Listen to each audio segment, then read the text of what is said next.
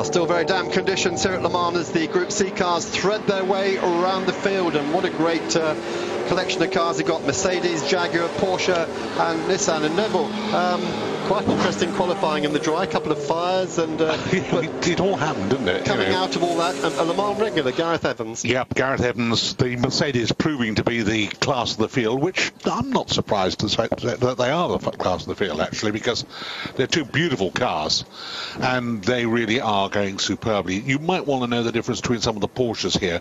The 962s, we're going to be seeing several 962s. They're slightly longer wheelbase than the original 956, but the one big name we've got here, and he's there, and he's driving, and he was down and around about 10th place for the course of practice, is Derek Bell. So Derek Bell then making his return. I was here in 1982 with him, Rothman's Porsche. He'd already won 2 Le Mans at that stage, went on to win 5 times. Chris? Now, we saw very quickly a shot of number 111, the Spice of Mike Donovan. Look out for that car. I think that car could do very well. Don't forget, this race is 45 minutes or 10 laps, whichever is the shorter. And these cars have limited fuel tanks. The Group C rules were fuel consumption rules. You could have whatever engine you wanted, but you only had so much fuel to do a race on. So it could be that the bigger engine cars use more fuel and have to back off a bit at the end, and the Spice comes through. And of course, added to that, the Spice has always been famous for being such a nimble car, particularly in the wet. And that car Robin's driving was one of the factory Spices that won here. Yes, and he did extremely well at Donington in an earlier race this year. So watch out for that car. We've got some fabulous cars there. The 2 Mercedes. But Neville, just look at that picture. We're suddenly transported back 25 years. Exactly. You know, you look at the Mercedes and you look at the Lancias, which are considerably older. Yeah, never raced against each other, of course. No, but they're terrific cars. Yeah, the pretty Nissan there, one of the factory cars from the 1989-90 period. Really beautiful Lola-built cars, but just as Nissan started to find their feet, started taking podiums away from Le Mans, they pulled the plug. Typical Japanese. Yes, and there's there are 2 Nissan R90s here today, and both claim to be the Mark Blundell pole-setting car when he did when he pulled out the radio mic, the radio link that told him to go slower. The Japanese telling him to go slower. He just kept his foot in it and did an absolutely blinding lap. You can see that on YouTube. You can see it on Daily Sports Car. It's linked everywhere. It's all come back this year, of course, because of that Nissan racing here in the Group C Legends. And here we are then getting ready. Now the track has dried considerably, but there's still very heavy black skies hovering over us up, particularly down where we are. It's a lot drier than it was. I was just going to mention that Charlie Ag had one of these Nissans, and he said to me, you know, all I have to do is to turn the wick up a little bit.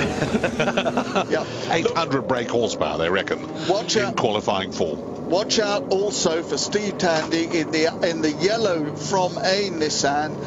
He had an electrical problem in qualifying, and the transponder, which shows the pits, how fast the cars go, what lap time it's doing, wasn't working. So he's right at the back, but possibly one of the fastest cars. Right, so that 31 car on pole with Gareth Evans, Bob Berridge in the 62 car, the other Merc, the 1989 Merc C9, Gareth Evans' car, of course, a year later than that, the C11, and just everyone getting into form. Why is Bob Berridge ahead of him at the moment?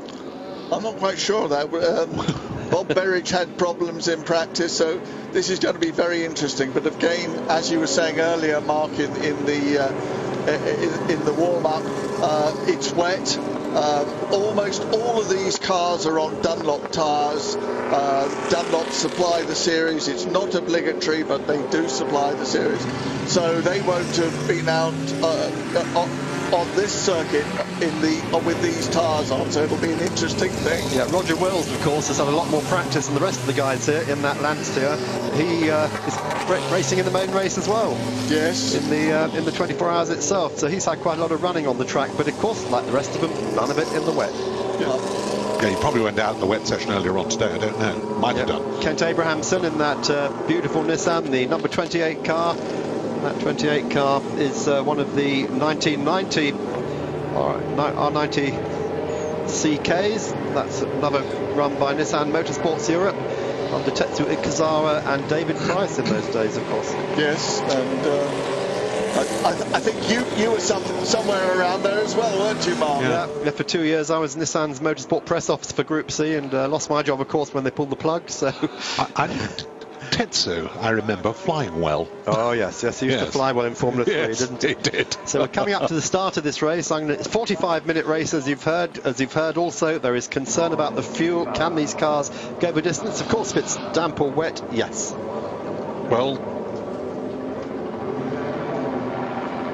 Well, it looks as if they're going to get themselves all lined up nicely. The pace car, they might have gone. I wonder whether they might have gone a lap behind him, but they've not. They're all lining up, and somebody's spun coming out of the chicane there. I think everybody missed him. It's Mike Donovan in the spice. Yeah. Oh dear, I put my mouth into that one, didn't I? Foot in it. Look at Gareth Evans going right round the outside of the Lancia there. He just dropped back a bit at the start, and Bob Berridge, I think, crossed the line first, although he wasn't on pole. But anyway, doesn't matter. Gareth Evans now leads.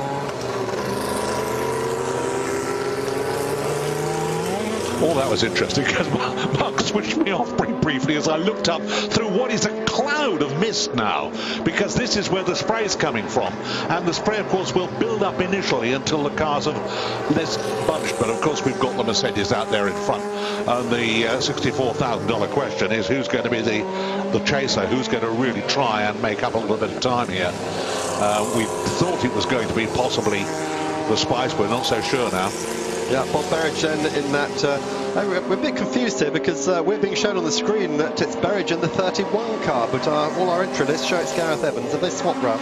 Yes, I think they have. We think they have. Yeah, we think they have. So let's just be clear. This is Bob Berridge now leading from Roger Wills with poleman Gareth Evans back in third place, and right behind him Kent Abrahamson. Then in the 21 car, that's the Paul Stubbers Australian Vescandon. That's a strange car. We never saw that racing here, did we? No, it never. This car's been bought over from Australia for the first time. It only ever raced in Australia, and there's one of the Jägermeister ex-Brunn Porsche, followed by the Vern Schuppen Iseki 95962, which won the Japanese championship twice. But Mark, look at that. There's Kent Abrahamson going past the Mercedes on the straight. That's Nissan Power, I think that Mercedes seems to have a problem. Is it power, or is it perhaps taking a little bit easy because we don't want to use all the fuel, gentlemen? Oh dear. That has been a big coming together. Right. We might even... Which is going to see, I suspect, certainly a pace car out or something of the sort. Debris Everest is under braking. Yeah. Oh dear, it's a big accident there. Yes. And that is Mike Donovan's car. That's the Spice that was on the C2 pole. And he's taken out one of the other I think that's a Tiger as well. Yeah. Yes. There is a lot of debris about there. Yeah, well, we don't expect accidents like this in Group C, do we? And Mike Donovan then climbs over the wall. Driver out. Yeah, he's okay. But there's a lot of debris here, and we're going to have a safety car for sure for the next couple of laps. If not a red flag. Yeah. Well, the shards of fiberglass and things like that play hell with your tyres. Roger Wills. Therefore, we could see even more problems happening there. Drivers obviously know. Yellow flags are out. Well, I'm assuming a safety car's out because Roger Wills, as you saw, was weaving to get heat into his tyres. No, perhaps not. Yeah.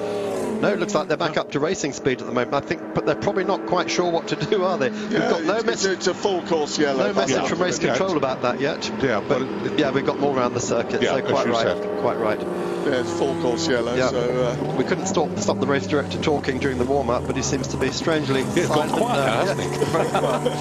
But look at this, how iconic. I mean, that Lancia, to most people's minds, those Lancias in martini colours, probably amongst the most pretty-looking racing cars. It was such a pity they just didn't last. They were blindingly fast and driven by fabulous. There's the safety car. Yeah, I can remember Patrese with those cars was so quick. Yeah. Yes.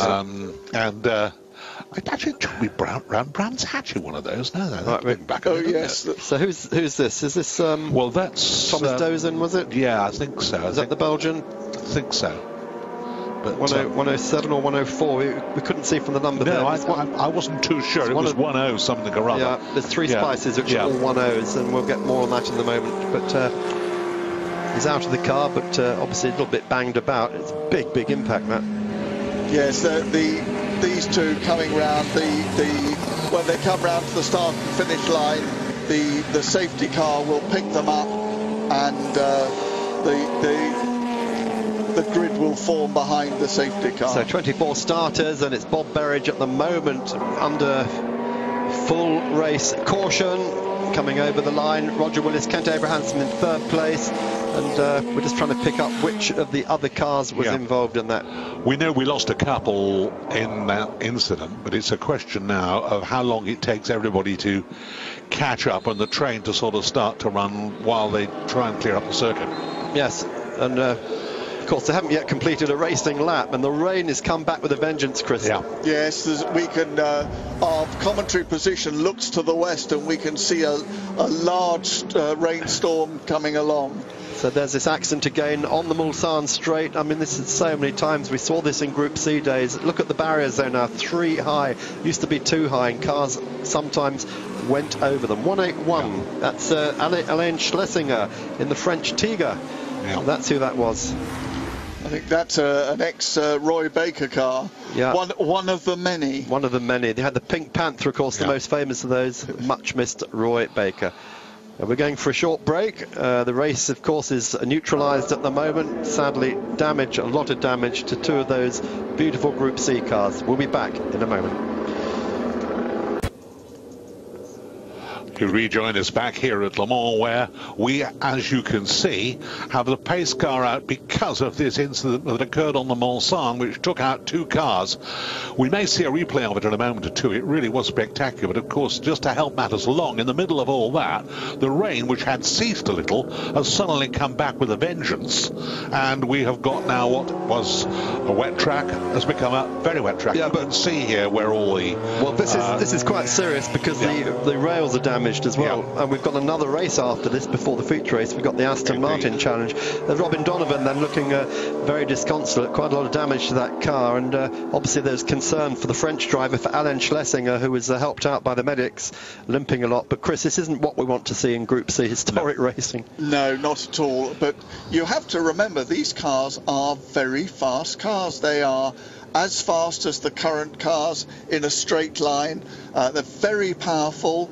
The Lancias and the Nissans and the Mercedes are 600, 700, 800 horsepower.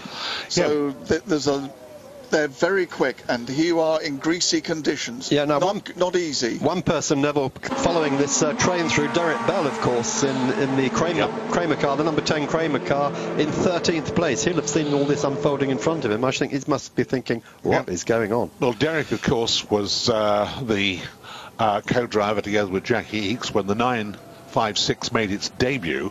The difference between the 956 and the 962, for those of you who want to know, because you'll see that there are obviously both types of Porsche here. The 962 had a longer chassis because it was an action taken by basically first in America, but it leaked over here into Europe, thank goodness, to protect the feet of drivers, so they were behind the front axle, and it did make quite a difference. However, they also changed the engine at the same time.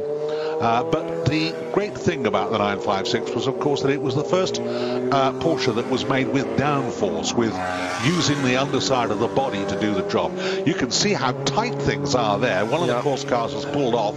I think they are looking to see if they can move that car that's in the middle of the track. I don't know why they're spending so long. I think this happened 10 minutes ago. Why are they taking such a long time to get a wrecker down there to certainly drag that Tiger off the track? Well, I think it's set out from here, so it's got quite a long way to go. Here it is again. You can see the accident in replay. Look at the guardrail. Took a huge impact, didn't it? Huge impact on the guardrail, because I think Robin Donald was trying to make up for lost time, because he'd had a problem on the first lap as they went down under the Dunlop Bridge, and I think no, it wasn't indeed. It was before he went to the start, wasn't it? Yeah. Robin was really trying to make up.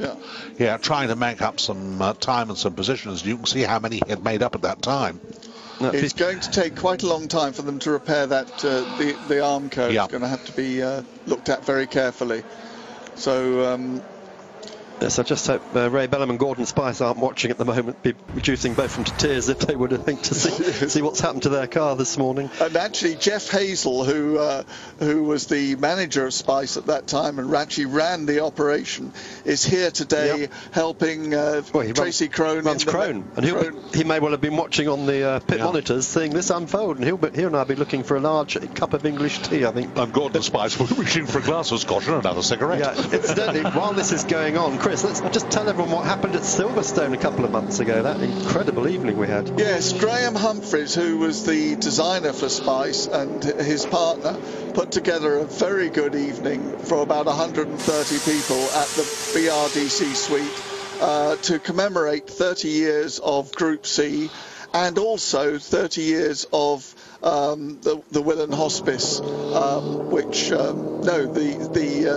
Helen and Douglas House Hospice, which they're involved with. And we had a very good evening, lots of people. Ross Brawn came, and there were a lot of stories, and John Hindhoff of Radio Le Mans did the interviewing, and Jürgen Barth, who was the competition manager from Porsche, came over, and we had a very good evening commemorating Group C. Yeah, and raised a lot of money for Helen House Hospice, as you say. Really, really good. So, Chris, this is part of the problem here. We're at the Mulsanne King, can't we, just after it? Look how long it's taken the wreckers to get there. Yes, I'm afraid they came out from the pit complex, so they've had a 4 or 5 mile drive just to get there. Why don't they have them? Well, perhaps for the main race they will have them run in all these security bays. I would have thought they would have done. There's one, as we saw, I'm very surprised before the accident. Yeah, I'm very surprised they hadn't got anything out there, anything any nearer. Probably the race direction weren't expecting to have a shunt of this size in a historic support race.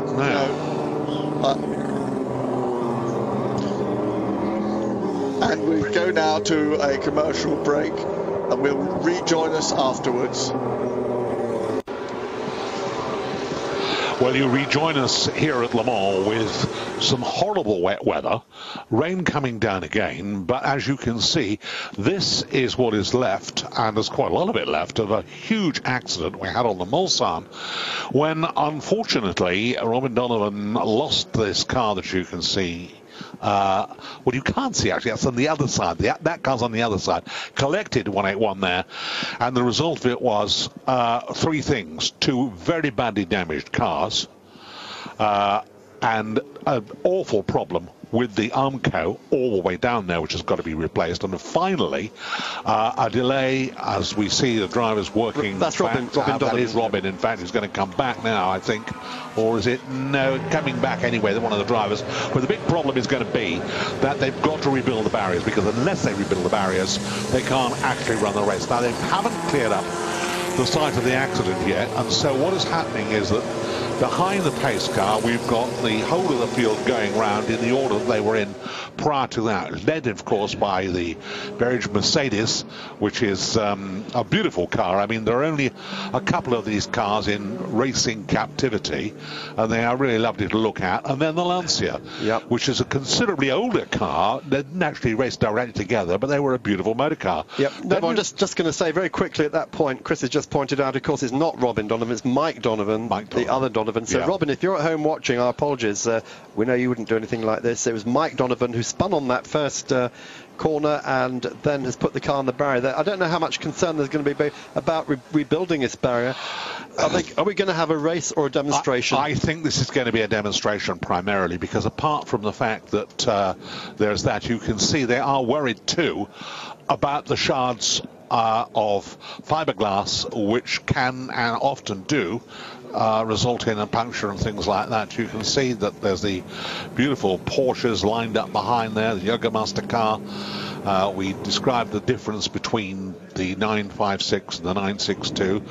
The Nissans, incidentally, were probably the most powerful cars of the lot. They could get up to around about 800 brake horsepower into those Nissans when they stoked them up, and they didn't half stoke them up. There is the story which we referred to before about Mark Blundell's qualifying lap, where we understand that Dave Price wired open or wired shut the wastegate, and it was giving something over 1,000 horsepower. It was 1,050. I can believe it. There speaks a man who knows about these things. Yes, I was sworn never to ever to reveal it, but anyway, I've done it now. Just you and us, Mark. Yeah. Just between you and I. We won't tell anybody else, Mark. We have today, we are told, together with British Eurosports and Eurosport International, some 33 million viewers expected to be watching at the start of this race. So hi to everyone in Singapore, in Hong Kong, Malaysia, Australia, and there is Derek Bell. There we see Derek Bell in the Kramer Brothers Kenwood car.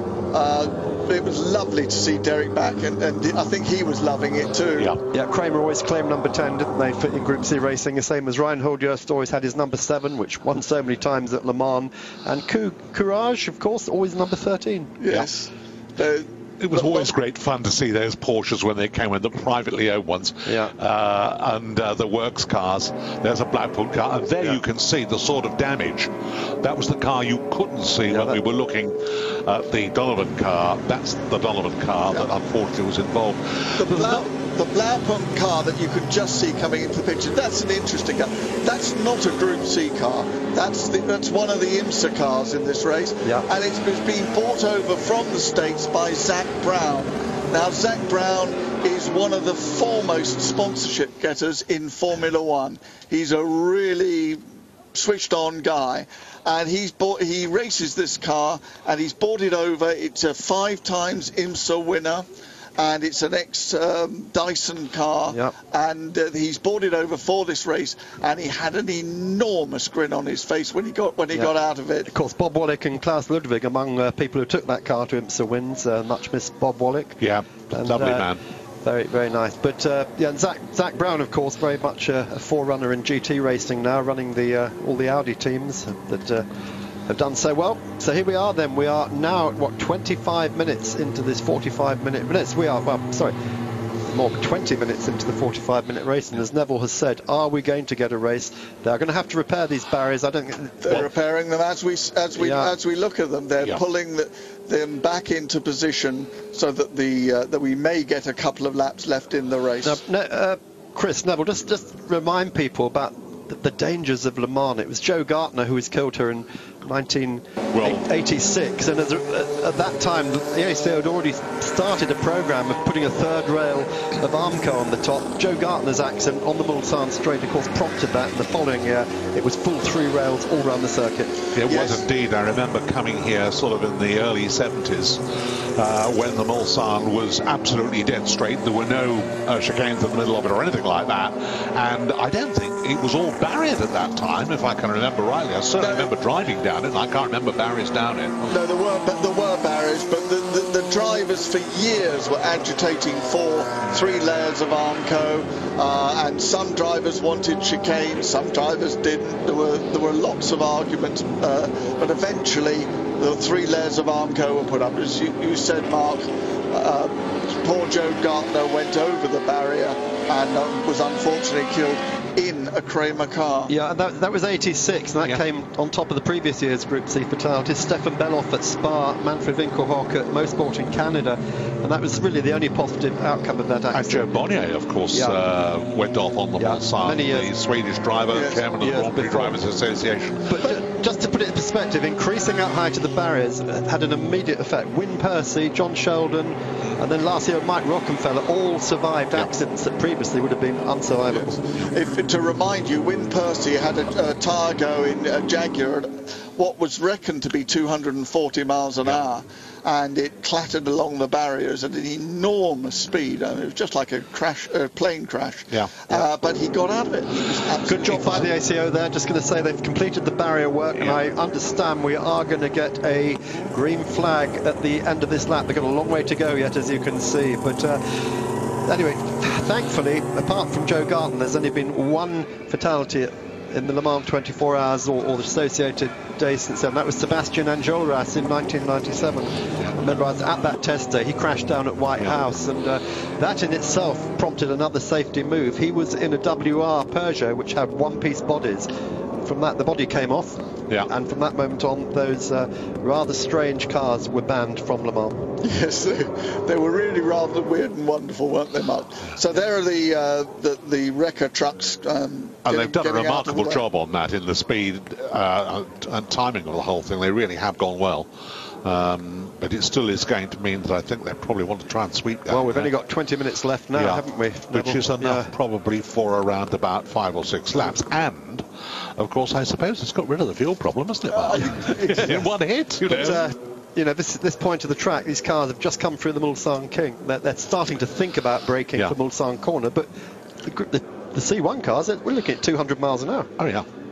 That'd be the question. Actually, Mark, if I can come in there, I think it's before the first chicane. I think it's actually... further down, yes, we've been given no information on that. It looked like the Mulsanne Kink to me, but No, it's the first kink in Mulsanne, I think, rather than the second one. Whether we will see it or not, and I hate to say things like this, but it's a car that, keep an eye out for a car that is predominantly white, and it won't be among the leaders, but you'll see it flash by. It's a very rare car. I think there's only about one of these early Jaguars left, which were the Group 44 Jaguars. The Bob Tullius cars, yes. Gorgeous old car. And keep an eye out for that car because it is well worthwhile looking at. And that is, of course, another IMSA car. Yep. Although they were brought over for Le Mans to ease Jaguar into Le Mans. Hey, we're going to take a quick break. Certainly, hopefully a shorter break than these cars are taking at the moment. A long safety car period. Back with Eurosport in a moment. Back to Eurosport live here at Le Mans, and although we have cleared up the accident damage on the main straight on the Mulsanne, we've got a couple of other cars, including this one, Peter Garrold's at number 30, Momo Nissan NPTI1. This is one of the American Nissan runners, and one has also stopped, a Spice Chris stopped in the Porsche curves, we noticed. Yes, well, these cars have been running behind the pace car for quite a long time now. Yes, there's the Spice being pushed back behind the barriers. Peter Merrick's car. Yeah, they've been running for quite a long time behind the safety car. The temperatures are probably going up and very difficult to drive. They're not built to drive at this slow speed. It always gives problems. The oil starts to get too cold. Not good for them, especially in the wet, difficult rain coming in, all sorts of problems. These guys want to get back racing, and hopefully they can do. The pace car, though, still got its lights on it. They were off until those two cars stopped, but now they've had to put them back on again. And we've got 17 minutes left. It's going to be, what, about 12 minutes left by the time they get round to the...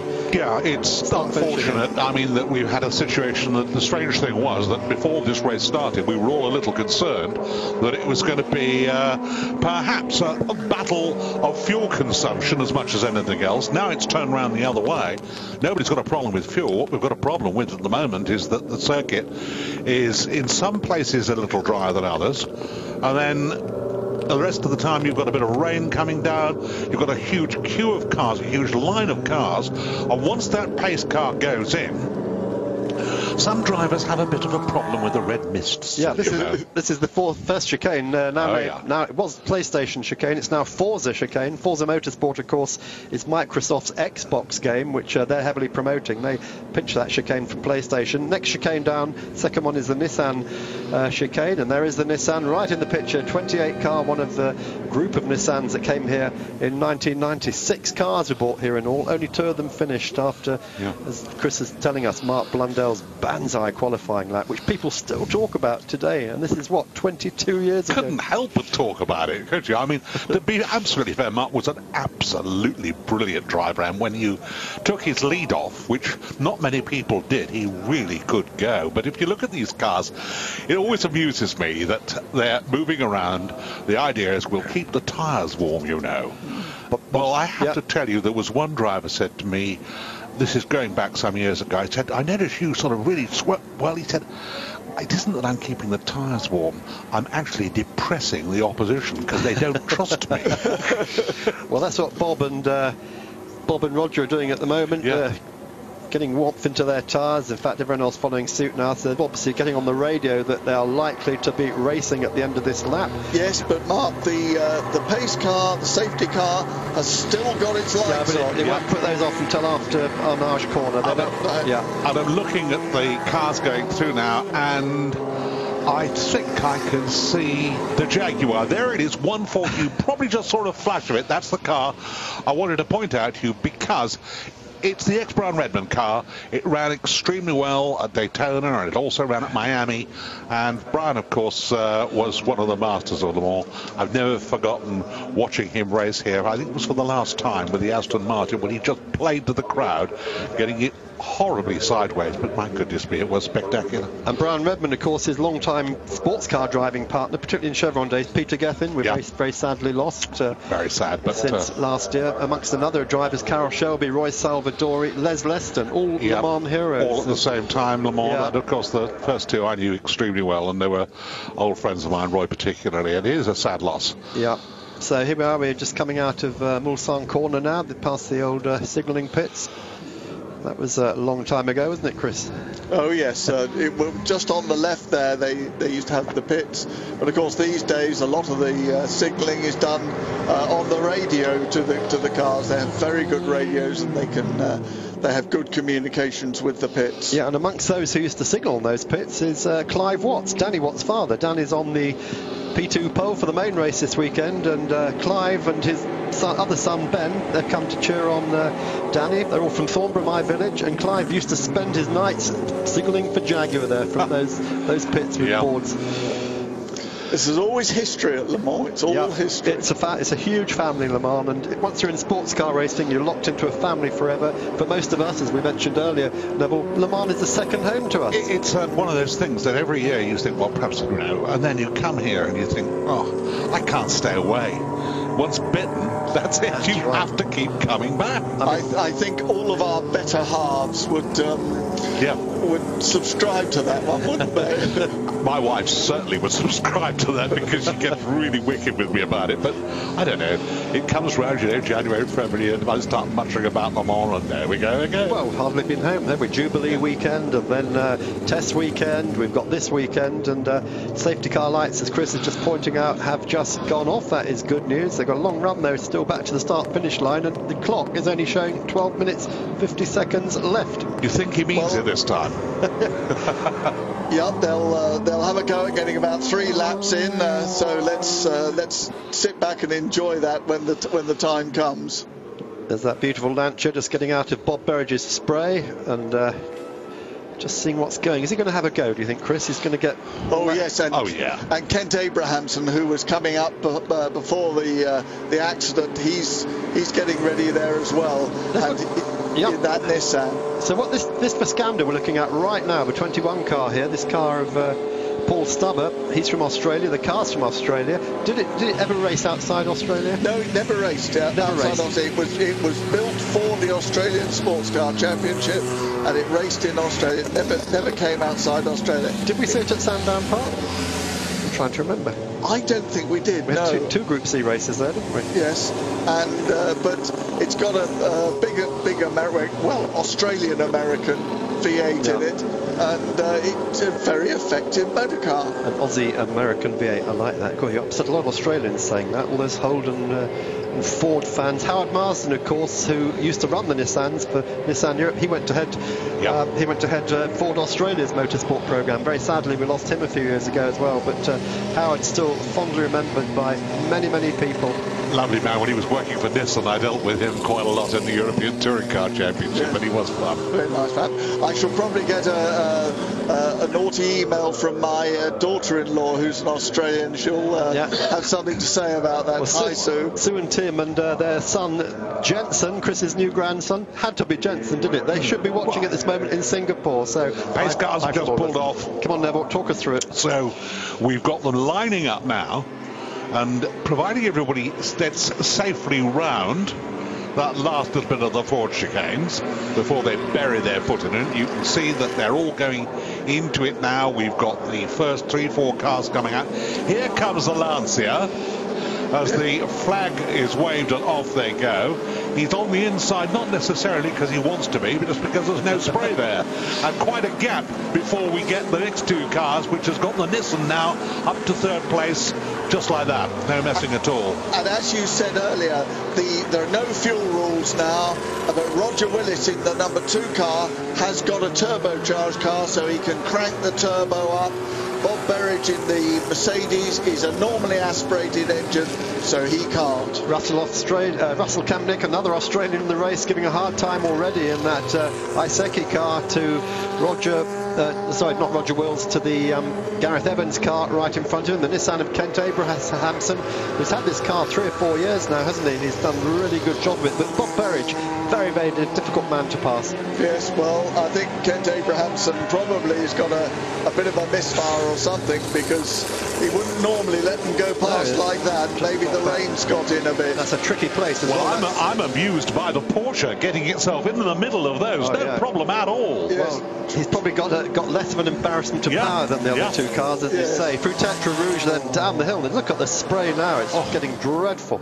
Yes. Yeah, this reminds me of the touring car race that we saw from another place in UK. I went to go back and you couldn't see anything for spray. Yeah, I've just noticed the 140 Jaguar has just dropped way down the order. That's Don Miles on board that Jaguar XJR5. He suddenly dropped about 8 places, so maybe he's had a spin. He's probably spun it somewhere. Yeah. So here we go. Well, so Kent Abrahamson is out of the picture now. These two with the Japanese Porsche really giving the Mercedes a hard time. Oh yeah. Yeah, Kent's completely out of it. He hasn't even appeared, has he, through the first chicane? So where has Kent had rather a nasty accident in practice, and when he went over the curbs a bit too far, took quite a hunk out of the bottom of the car. So maybe that's that accident's come back to bite him. Yes. A couple of fires as well during practice. That was interesting. Yes, the Steve Tandy Nissan had an electrical fire, and one of the Spices caught fire actually in the paddock, and there was the pompier had to be sent for, and there were flames. And can you imagine having to dial 162? Yeah. We had a fire at the circuit. Can you send a fire engine from the centre of Le Mans, please? Oh dear. Anyway, it's a great racing all down for the field. Look at this, the 60 car here. This is Rickenbacker in the Cheetah, isn't it? That's one of the Chuck Gramiger cars. Yes, it's a later Cheetah with a 3.5 litre engine when the Group C rules changed from the fuel consumption rules to the 3.5 litre rules. Yeah, people talk about Peter Sauber as being the most successful Swiss constructor, but Chuck Gramiger was actually there long before him. I was going to say, he was sort of producing cars as we watched that Jägermeister Porsche, and that a bit slow, isn't it? Yeah. Oh, the Iseki cars. 10 seconds, so we're also slowing down there. That's a shame. Yeah, we got. Oh, that's a bit tricky. There's Richard Eyre. He's got himself onto the grass out of the way. Yeah, but that Nissan is definitely running on fail-safe. I think it's. Yes. And going back to Chuck Gramiger, his cars were always very neat and extremely well put together. Nice cars. Remember the first time we saw the Group C one was at Spa, wasn't it? Yes, that had an Aston Martin engine. Yep. But I'm afraid that was not a very happy marriage, those two. But like anything in motorsport, things come and go. So these two cars, we think, probably ailing now a little bit. They've lost. Maybe it's just that. I think it's that the weather is sort of the change in the surface, the change where the rain is and where the rain isn't, where the spray isn't, is making a lot of difference. Round an arch corner then this is now the long blast, isn't it, up through towards the Porsche curves, and all these drivers will be so tippy-toe there. We've had a lot of accidents in qualifying for the main race of 24 hours at Porsche curves this year, and they'll be very well aware of that, Chris. Yes, the little Cheetah still harrying Kent Abrahamson in the very powerful Nissan. It has to be said that the driving in this race has been remarkably good, bearing in mind the conditions are so absolutely awful They really have hung on very, very well there. Yeah, we don't know what caused Mike Donovan's accident, of course. He may have hit a puddle on the I think it was something like that, or a white line or something. You never know. And again, Robin Donovan, apologies, as we said earlier, for misnaming you. We know you're a great driver, and you're never doing like that. Mike Donovan, also a very, very talented driver. So it's just one of those things that happens. It's interesting looking at these cars. When you think these cars were from the early and mid 1980s and late 80s, they really have borne up extremely well over the years. So the 12 cars parked up behind the barriers. The Iseki car, this is, as Chris pointed out earlier, is on the grass, and they got that car behind the barriers. Now, it's still shown as fourth at the moment on our timing screens. That'll change in a moment. Yeah, he's plunging down the order. So the race pace of Bob Berridge at 4 minutes 38 seconds. That compares, which is not bad in the wet. Well, let's face it. It compares with what the best time we saw from the Audis this morning in the warm-up of 4 minutes 3. So it's only 30 seconds. 30 seconds. Yes.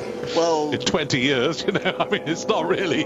And you could say that the conditions in the warm-up were considerably better than they are at the moment. Oh yeah. Yeah, this is for sure going to be the penultimate lap of this race, or demonstration race, I can call it now. But look, it's not raining here. There's no rain on the puddles, but the water's streaming down the windows of our commentary box. In comes number 17, Porsche, incidentally, if you missed him. That's the Belgian car. So that's out of the way. Christoph Jansenburg. We've just seen him go by. That was the Jägermeister car. Yeah, the Jägermeister car. Yes, that was one of the last 962s that Porsche built. And a spin for Derek Bell. Mr. Bell, what are you doing? Absolutely. I was once with Derek Bell when he spun a BMW at Donington Park, so we won't go into that. I mean, look at the flat profile of that rear wing on this car. This is, as you say, it's a Le Mans car, and very, very little wing on that. I guess Derek didn't have a lot of rear end grip there going up into Dunlop. Here it goes again. No, he'd already spun it, hadn't he? So, oh well. Shows he's trying, Chris. Yes, and there you see his iconic helmet in the car there, and he's enjoying himself. Yeah, and he flicked it round, didn't he, through 180 degrees, probably saying an extremely rude word, which we mustn't repeat. I was going to say, another there's another one. Yeah, this is the 20 car of Bergland. Yep, Klaus Bergland. That's with the Spice. Yeah. No Spice there. That was one of the French run Spices, Chris. Yes, I think there are 8 Spices in this race. They've really done very well. They've aged well. Yeah. But the one thing we are rather missing in this race, unfortunately, is any competitive Jaguars. Yes, it is rather sad. We saw the one car, the XJR5, and there was supposed to be one of the V6s around too, but that didn't turn up either. Oh dear. Peter Garrard then stops the Momo Nissan. That's the American one, built by Dev Dvorsky's Nissan Performance Technology in California. Here's the other car that was built in Britain and still being given a hard time there, Neville, by Eric Rickenbacker. Yes. Quite fittingly, Eric is a Swiss driver in a Swiss car. Yeah, it's come up extremely well, that car. Look, he's hanging on to that Nissan, isn't he? Nissan's back up to speed, by the way. Yes, you can see immediately comes on song, he pulls away. Yeah. Very, very powerful car. Just dried out a bit. Yeah. So the clock is ticking away. 2.5 minutes left of this race. I guess as Bob Berridge crosses the line, that'll be the start of his last lap. Into his last lap, I'd say. Yeah, this is the same place Derek Bell just lost it. If you can. No, I don't think you're going to. Derek, of course, spun to the outside of this curb, and here he is. Spice spinning on the inside, yeah. Bergland's Spice. And here's Gordon Spice was primarily a saloon car driver, although he did have a single-seater career. And then suddenly, sort of almost out of the blue, changed from saloon cars to the Spice as a sports car, and had an immense amount of success. Yeah, Group C could have been, C2 could have been invented for Gordon, couldn't it? He just took to it like a duck to water. Yeah. But it was his company, Spice Engineering, produced a lot of cars, both for Group C and for the American IMSA series, and they were the backbone of the series. They, with Porsche, were the backbone of the series, and very successful in America. And in fact, successful enough to attract the attention of Pontiac, who then got him to start naming the cars Fieros for a while, didn't they? Yeah.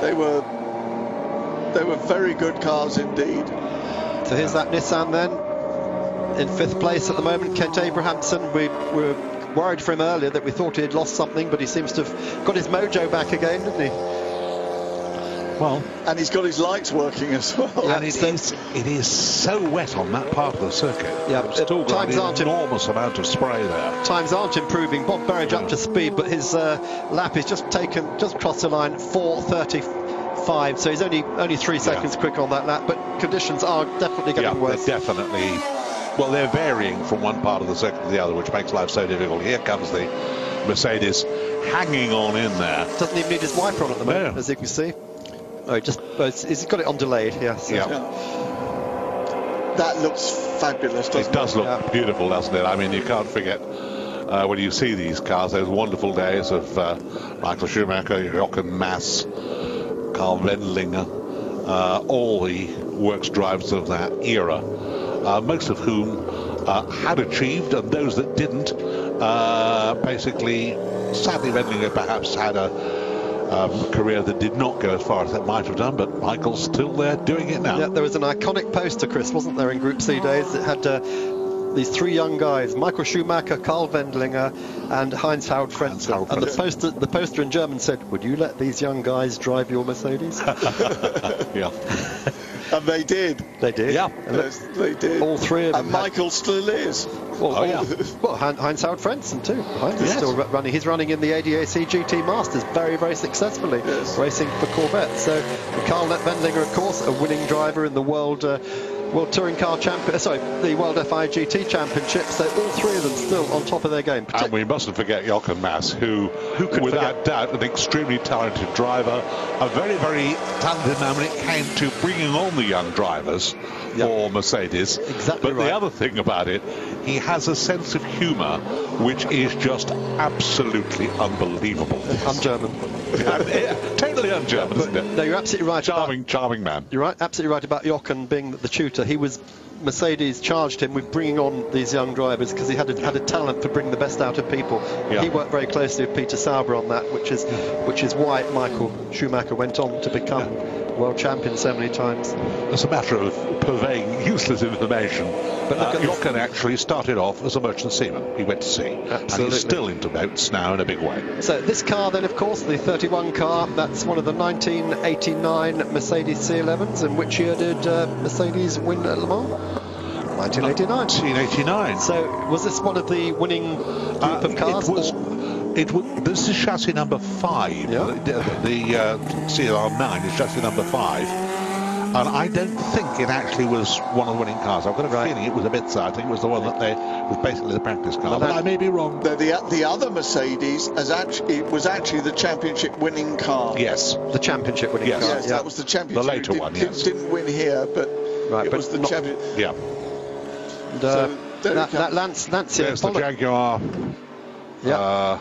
Going past us going past us. Shame we haven't seen it on screen, as Neville said. Just very briefly we saw it, and it's rather pretty because it's a car to look at and sort of say, well, this is the one that started it all over from the Jaguar. So Bob at the moment has 9.5 seconds over the Lancia. The Lancia, of course, half a decade older, a 1984 car. This is a 1989 car. 5 years of development just shows what difference that makes.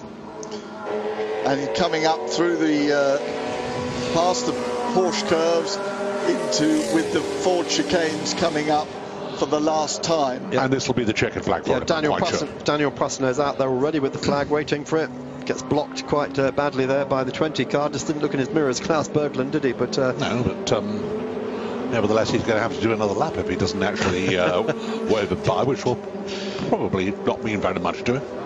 Oh no, he's going to catch him on the line.